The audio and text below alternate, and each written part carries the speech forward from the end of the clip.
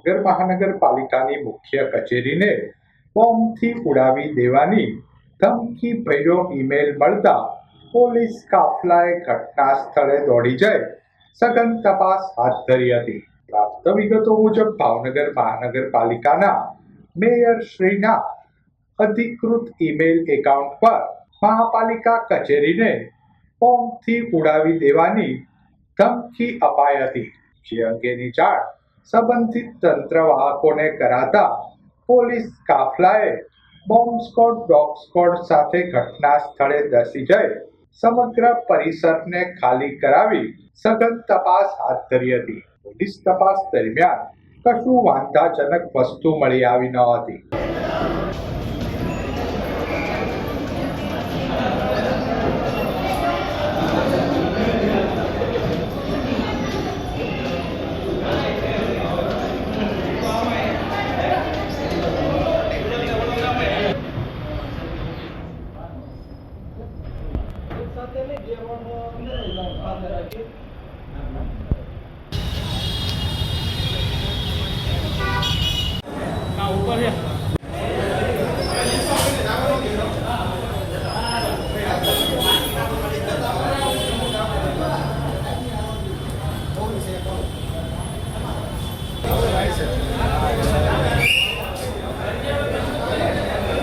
Media में ऊपर खाली करावे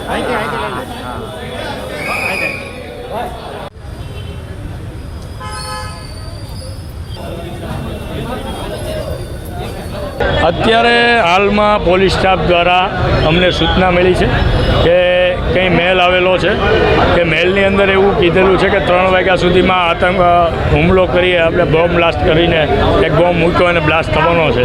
એના સાવચેતીના પગલાં રૂપે પોલીસ સાહેબને મદદરૂપ થવા માટે અમે અત્યારે કોર્પોરેશન 3 વાગ્યા સુધી ખાલી કરીએ છીએ। એમને ચેકિંગ કરવું છે, એમને સાથ આપી શકીએ સુરક્ષાના કવચ માટે અત્યારે અમે આ નિર્ણય લીધો છે કે પોલીસ સ્ટાફ એનું પૂરું સઘન ચેકિંગ કરી લે ત્યાં સુધી કોર્પોરેશન ખાલી રહેશે।